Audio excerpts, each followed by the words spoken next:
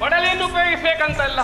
ಹಾಗಿರುವಾಗ ತುಡುಗು ಪೌರರಿಬ್ಬರು ಬಂದಿದ್ದಾರೆ ನಮ್ಮದಾದಂತಹ ರಾಜ್ಯಕ್ಕೆ ಅಂತಾದ್ರೆ ಅವರನ್ನು ಎದುರಿಸುವುದಕ್ಕಾಗಿ ನೀವು ಹೋಗುತ್ತಾರವಲ್ಲ, ಅದು ರಣವೀಳ್ಯವನ್ನು ನನಗೆ ನೀಡಿದೆ ಅಂತಾದ್ರೆ ಆ ದುಷ್ಟರನ್ನ ಮಾಡಿದ್ದು ಅವರನ್ನ ಹೆಡಮುರಿಗೆ ಕಟ್ಟಿ ಇಲ್ಲಿ ಎಳ್ಕೊಂಡು ಬರ್ತೇನೆ. ನನಗಾಗಿ ಹೆದರಿ ಈಶನ ಮೊರೆಯನ್ನು ಹೊಕ್ಕರೂ ಕೂಡ ನಾನು ನನ್ನಲ್ಲಿ ನಂಬಿಕೆ ಇಡಿ. ಕೊಡಿ ರಣವೀಳ್ಯವನ್ನು. ಒಡತಿ, ನೀನು ನನ್ನ ಸಚಿವೆ ಮಾತ್ರವಲ್ಲ, ನನ್ನ ಸಹೋದರಿ ಎಂದೇ ನಾನು ಭಾವಿಸಿದ್ದೇನೆ. ನಾವು ಒಟ್ಟಿಗೆ ಓದಿದವರು, ಒಟ್ಟಿಗೆ ಆಡಿದವರು, ಒಂದಾಗಿ ಬೆಳೆದವರು, ಒಂದಾಗಿ ಉಂಡವರು. ಆದ್ದರಿಂದ ನಿನ್ನನ್ನು ಮಂತ್ರಿ, ನಾನು ರಾಣಿ ಎಂಬ ವ್ಯತ್ಯಾಸ ತಾರತಮ್ಯ ಇಲ್ಲಿ ಇಲ್ಲ. ನಮ್ಮಲ್ಲಿ ಸಮಾನತೆ ಇದೆ, ಸ್ನೇಹ ಭಾವ ಇದೆ. ನನ್ನ ಮೇಲೆ ಹಾಗೂ ಈ ಸಿಂಹಾಸನದ ಮೇಲೆ, ಶ್ರೀರಾಜ್ಯದ ಮೇಲೆ ಪರಿಪೂರ್ಣವಾದಂತಹ ಪ್ರಾಮಾಣಿಕವಾದ ಅಭಿಮಾನವನ್ನು ಉಳ್ಳವಳು ನೀನು. ಆದ್ದರಿಂದ ನಿನ್ನಿಂದಲಾಗಿ ನನ್ನ ಅಭ್ಯುದಯವಾಗಿದೆ, ನಿನ್ನಿಂದಾಗಿ ನನ್ನ ರಾಜ್ಯಕ್ಕೆ ನಿಜವಾಗಿ ಪ್ರಸಿದ್ಧಿಯನ್ನು ಹೊಂದಿದೆ ಎಂಬುದರಲ್ಲಿ ಸಂದೇಹವಿಲ್ಲ. ನೀನು ನನ್ನ ಮಂತ್ರಿ, ನನಗಾಗಿ ಪ್ರಾಣವನ್ನೇ ಕೊಡುವವರು. ಒಡತಿ, ನಿಮ್ಮದಾದಂತಹ ಬೆವರವಿದ್ದಲ್ಲಿ ನನ್ನದಾದಂತಹ ರಕ್ತವನ್ನು ಸುರಿಸುತ್ತೇನೆ. ಸರಿಯದು, ಆದರೆ ಸ್ವಲ್ಪ ಯೋಚಿಸಬೇಕಾದ ವಿಚಾರ ಇದು. ಏನಮ್ಮ? ಈವರೆಗೆ ಯಾವ ಪುರುಷರಾದರೂ ಶ್ರೀರಾಜ್ಯ ಪ್ರವೇಶ ಮಾಡಿದ್ದಿಲ್ಲ. ಇಂದು ಇಬ್ಬರಂತೆ, ಅದರಲ್ಲಿ ಸೇನೆಯೂ ಇಲ್ಲ. ಹಾಗಾದ್ರೆ ಇಬ್ಬರೇ ಧೈರ್ಯದಿಂದ ಈ ರಾಜ್ಯ ಪ್ರವೇಶ ಮಾಡಬೇಕಾಗಿದ್ದರೆ ಏನದರ ಗುಟ್ಟು? ಯಾವುದೇ ಕಾರ್ಯಕ್ಕೆ ನಾವು ಕಾಲಿಡುವಾಗ ಹಿಂದು ಮುಂದನ್ನು ಚೆನ್ನಾಗಿ ಯೋಚಿಸಿ ಕಾಲಿಡಬೇಕೆ ಹೊರತು ಅವಸರದಿಂದ ಮುಂದರಿಯಬಾರದು. ಕಾಲಿಡುವ ಮೊದಲು ಕಣ್ಣಿಡಬೇಕು ಅಲ್ಲವೇ? ಅಲ್ವೇ?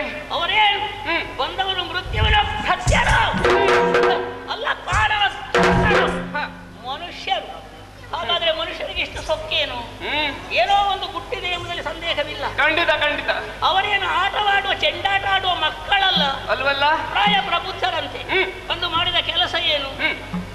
ಸುಂದರವಾದಂತಹ ಹಾಳುಗಳಿಸಿದ್ದಾರೆ, ಉಪವನವನ್ನು ಕಳಿಸಿದ್ದಾರೆ. ಅದಕ್ಕೊಂದು ಅರ್ಥವಿದೆ, ಎಲ್ಲರಿಗೂ ತಿಳಿಯಲಾರದು. ಏನದು? ಉಪವನ ಹಾಳು ಮಾಡುವ ಮಕ್ಕಳ ಕೆಲಸ ಅಲ್ವಾ? ಅಥವಾ ಪ್ರಾಣಿಗಳು, ಪಕ್ಷಿಗಳು, ಇವರು ಯಾಕೆ ಕೆಡಿಸಿದ್ದಾರೆ? ಯಾಕಾಗಿ? ಕಾರಣ ಇಷ್ಟೇ, ಎಲ್ಲ ಅರಮನೆಗಳ ಮುಂಭಾಗದಲ್ಲಿಯೂ ಸುಂದರವಾದಂತಹ ಉಪವನ, ಉದ್ಯಾನ ಇದ್ದೇ ಇರ್ತದೆ. ಅದು ನೋಡಿ ಸಂತೋಷ ಪಡುವುದಕ್ಕಲ್ಲ, ವಿಹರಿಸುವುದಕ್ಕಲ್ಲ, ಅರಮನೆಯ ಗೌರವಕ್ಕಾಗಿ.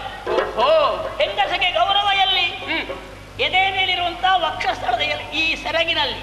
ಎದೆಯನ್ನು ಸೆರಗಿಂದ ಹೆಂಗಸು ಮುಚ್ಚಿಕೊಳ್ಳಬೇಕು. ಇದು ನಮ್ಮ ಸಂಸ್ಕೃತಿ, ನಮ್ಮ ಸಂಸ್ಕಾರ ಇದು.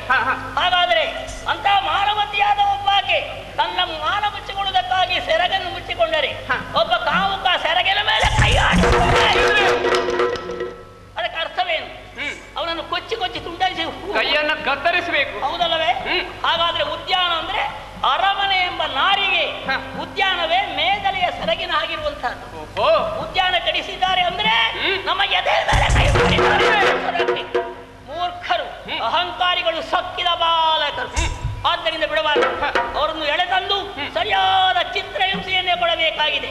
ಹೋಗು, ಯುದ್ಧದಲ್ಲಿ ಸೋಲಿಸಿ ಅವರಿಬ್ಬರನ್ನು ಹೆಡೆಮುಡಿ ಬಂಧಿಸಿ ಅಲ್ಲಿಂದ ಇಲ್ಲಿಯವರೆಗೆ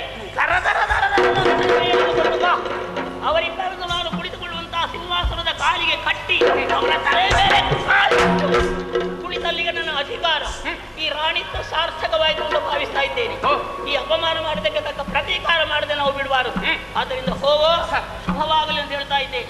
ನೀನೊಬ್ಬಳೇ ಹೋಗಬೇಡ, ಸೇನಾ ನಾಯಕಿಯಾದ ಕಮಲಗಂಧಿನಿಯನ್ನು ಕೂಡಿಕೊ, ಬೇಕಾದ ಸೇನೆಯನ್ನು ಕೂಡಿಕೊಂಡು ಯುದ್ಧಕ್ಕೆ ಹೋಗು.